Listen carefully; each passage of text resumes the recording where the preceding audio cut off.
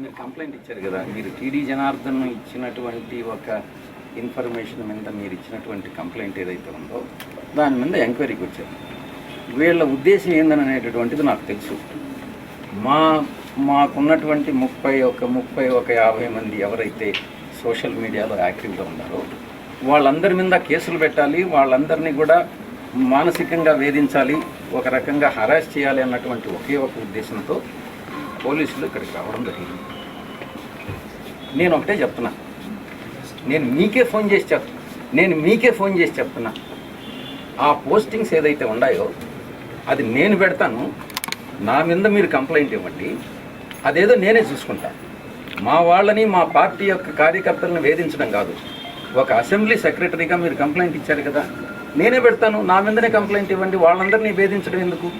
TD Janardhan అయితే ఏమి, లోకేష్ అయితే ఏమి, చంద్రబాబు నాయుడు గారు అయితే ఎవరైతే మాకేమి, నేను ఒక్క విషయం మీ దృష్టికి తీసుకురావాలనుకుంటున్నాను. గతంలో మా పార్టీ నాయకుడు, అధినాయకుడు ఫ్యామిలీ మెంబర్స్ ఎవరైతే వాళ్ళ మీద విపరీతంగా దుష్ప్రచారం చేసి రకరకాల అబ్యూజివ్ లాంగ్వేజ్ యూజ్ చేసి పోస్టింగ్స్ పెట్టారు, అప్పుడు మీకు గుర్తు రాలేదా? అప్పుడు ఈ సోషల్ మీడియా అనేది గుర్తు రాలేదా? ఇప్పుడే మీకు గుర్తొచ్చిందా?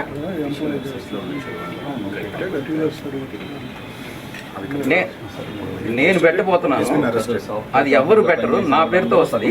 మీరు నా మీదనే కంప్లైంట్ ఇవ్వండి, చూసుకుందాం. అదేదో పోరాటం ఏదో మనమే చూసుకుందాం. మీరెందుకు దీనిలో తలదూరుస్తున్నారు? మీరు ఒక అసెంబ్లీ సెక్రటరీగా మీ బాధ్యతలు మీరు నిర్వర్తించాలి. కానీ ఎవరో టీడీ జనార్దన్ అనేటటువంటి ఒక ఏమని చెప్పాలా, ఒక మిడిల్ మ్యాన్ అంటారు, ఏమంటారు మిడిల్ మ్యాన్ని, అతని గురించి నాకు పూర్తిగా తెలుసు. టీడీ జనార్దన్ ఎటువంటి వ్యక్తి అని అనేటటువంటి వ్యక్తి, అతను ఒక దళారి గతంలో. ఆ దళారి ఇప్పుడు ఎమ్మెల్సీ అయినాడు. ఎందుకు పంపించారు వీళ్ళని? ఎస్పీ నాయక్ గారి గురించి మాకు తెలియదా గతంలో ఆయన చరిత్ర ఏందని అనేటటువంటిది?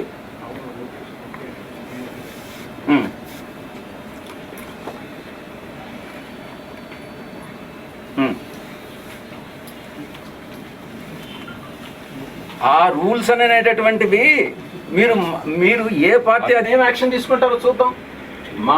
మా నాయకుడు కుటుంబ సభ్యుల మీద మీరు చేసినటువంటి దుష్ప్రచారానికి మా వాళ్ళు కంప్లైంట్ ఇస్తారు, మీరు ఏం చేస్తారో చూద్దాం. మీరు అధికారంలో ఉండే వాళ్ళు కంప్లైంట్ ఇస్తేనే మీరు చర్యలు తీసుకుంటారా?